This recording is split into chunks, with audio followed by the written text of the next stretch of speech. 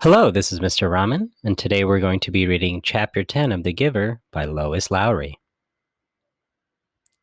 I go in here, Jonas, Fiona told him when they reached the front door of the House of the Old after parking their bicycles in the designated area. I don't know why I'm nervous, she confessed. I've been here so often before. She turned her folder over in her hands. Well, everything's different now, Jonas reminded her. Even the nameplates on our bikes, Fiona laughed. During the night, the nameplate of each new 12 had been removed by the maintenance crew and replaced with the style that indicated citizen in training. I don't want to be late, she said hastily and started up the steps. If we finish at the same time, I'll ride home with you. Jonas nodded, waved to her, and headed back around the building toward the annex, a small wing attached to the back. He certainly didn't want to be late for his first day of training either. The annex was very ordinary, its door unremarkable. He reached for the heavy handle, then noticed a buzzer on the wall. So he buzzed instead. Yes, the voice came through a small speaker above the buzzer.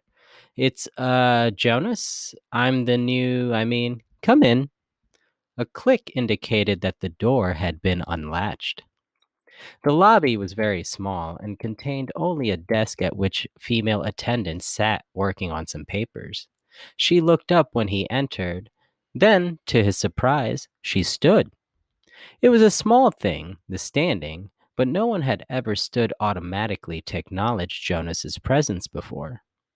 Welcome, receiver of memory, she said respectfully. Oh, please, he replied uncomfortably. Call me Jonas. She smiled, pushed a button, and he heard a click that unlocked the door to her left. You may go right on in, she told him. Then she seemed to notice his discomfort and to realize its origin. No doors in the community were locked, ever. None that Jonas knew of, anyway. The locks are simply to ensure the receiver's privacy because he needs concentration, she explained. It would be difficult if citizens wandered in looking for the Department of Bicycle Repair or something. Jonas laughed, relaxing a little. The woman seemed very friendly, and it was true. In fact, it was a joke throughout the community that the Department of Bicycle Repair, an unimportant little office, was relocated so often that no one ever knew where it was. There is nothing dangerous here, she told him. But, she added, glancing at the wall clock, he doesn't like to be kept waiting. Jonas hurried through the door and found himself in an uncomfortably furnished living area. It was not unlike his own family unit's dwelling. Furniture was standard throughout the community, practical, sturdy, the function of each piece clearly identified. A bed for sleeping, a table for eating, a desk for studying. All of those things were in this spacious room, though each was slightly different from those in his own dwelling. The fabrics on the upholstered chairs and sofa were slightly thicker and more luxurious. The table legs were not straight like those at home, but slender and curved, with a small carved decoration at the foot. The bed, in an alcove at the far end of the room, was draped with a splendid cloth embroidered over its entire surface with intricate designs. But the most conspicuous difference was the books. In his own dwelling, there were the necessary reference volumes that each household contained a dictionary, and the thick community volume which contained descriptions of every office, factory, building, and committee, and the Book of Rules, of course. The books in his own dwelling were the only books that Jonas had ever seen.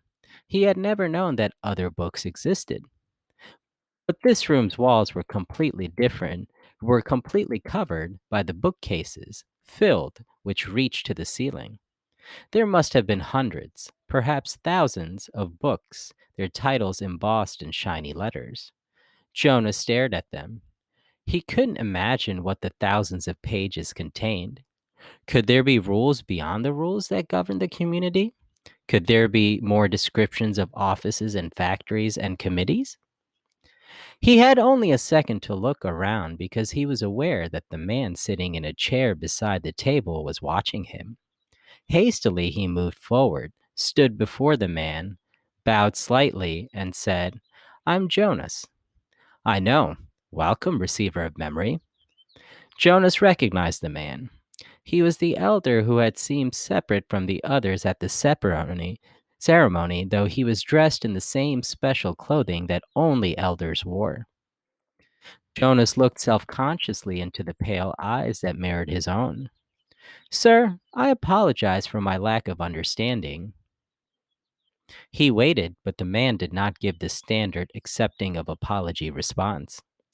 After a moment, Jonas went on, But I think, he corrected, reminding himself that if precision of language were ever to be important, it was certainly important now in the presence of this man.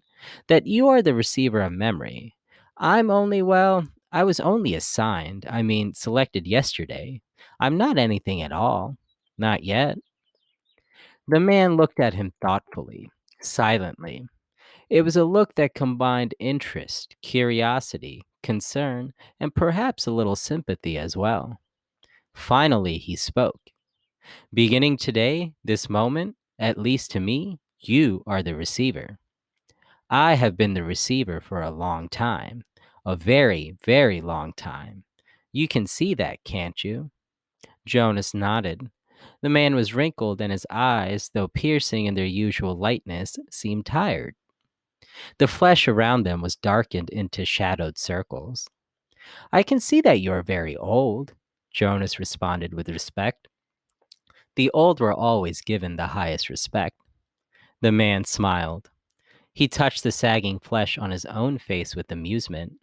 I am not, actually, as old as I look, he told Jonas. This job has aged me. I know I look as if I should be scheduled for release very soon, but actually, I have a good deal of time left. I was pleased, though, when you were selected. It took them a long time. The failure of the previous selection was 10 years ago, and my energy is starting to diminish. I need what strength I have remaining for your training. We have hard and painful work to do, you and I. Please sit down, he said, and gestured toward the nearby chair. Jonas lowered himself onto the soft cushioned seat. The man dosed his eyes and continued speaking. When I became a 12, I was selected, as you were. I was frightened, as I'm sure you are. He opened his eyes for a moment and peered at Jonas, who nodded. The eyes closed again. I came to this very room to begin my training. It was such a long time ago. The previous receiver seemed just as old to me as I do to you. He was just as tired as I am today. He sat forward suddenly, opened his eyes, and said, You may ask questions. I have so little experience in describing the process. It is forbidden to talk about it. I know, sir. I have read the instructions, Jonas said. So I may neglect to make things as clear as I should, the man chuckled. My job is important and has enormous honor, but that does not mean I am perfect. And when I tried before to train a successor, I failed. Please ask any questions that will help you. In his mind, Jonas had questions, 1,000, 1,000,000 questions, as many questions as there were books lining the walls. But he did not ask one yet. Not yet. The man sighed, seeming to put his thoughts in order. Then he spoke again. Simply stated, he said, although it's not really simple at all, my job is to transmit to you all the memories I have within me, memories of the past. Sir, Jonas said tentatively, I would be very interested to hear the story of your life and to listen to your memories. I apologize for interrupting, he added quickly. The man waved his hand impatiently. No apologies in this room. We haven't time. Well, Jonas went on, uncomfortably aware he might be interrupting again. I am really interested. I don't mean that I'm not, but I don't exactly understand why it's so important. I could do some adult job in the community, and in my recreation time, I could come and listen to the stories from your childhood. I'd like that actually, he added.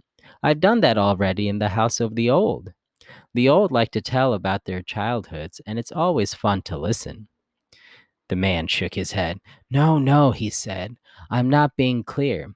It's not my past, not my childhood that I must transmit to you. He leaned back, resting his head against the back of the upholstered chair. It's the memories of the whole world, he said with a sigh.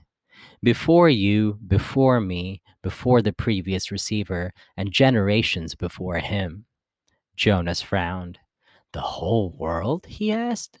I don't understand. Do you mean not just us? Not just the community? Do you mean elsewhere too? He tried in his mind to grasp the concept. I'm sorry, sir, I don't understand exactly. Maybe I'm not smart enough. I don't know what you mean when you say the whole world or generations before him. I thought there was only us. I thought there was only now. There's much more. There's all that goes beyond, all that is elsewhere, and all that goes back and back and back. I received all those when I was selected, and here in this room all alone, I re experience them again and again. It is how wisdom comes, and how we shape our future. He rested for a moment, breathing deeply. I am so weighted by them, he said. Jonas felt a terrible concern for the man suddenly. It's as if the man paused, seeming to search his mind for the right words of description. It's like going downhill through deep snow on a sled, he said finally. At first, it's exhilarating, the speed, but then the snow accumulates, builds up on the runners, and you slow. You have to push hard to keep going, and he shook his head suddenly and peered at Jonas. That meant nothing to you, did it? He asked. Jonas was confused. I didn't understand it, sir.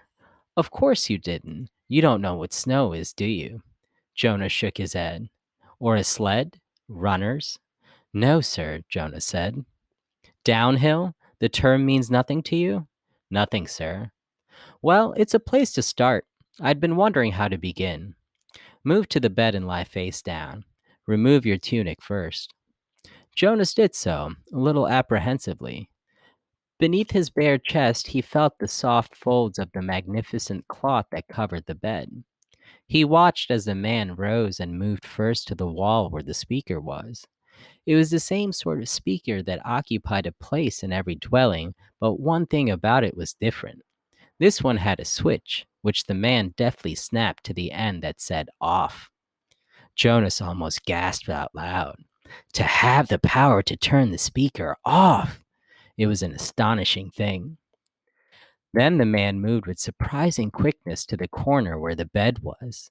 He sat on a chair beside Jonas, who was motionless, waiting for what would happen next. Close your eyes, relax. This will not be painful. Jonas remembered that he was allowed, that he had been even encouraged to ask questions. What are you going to do, sir? He asked, hoping that his voice didn't betray his nervousness. I'm going to transmit you the memory of snow, the old man said, and placed his hands on Jonas's bare back. End of chapter 10.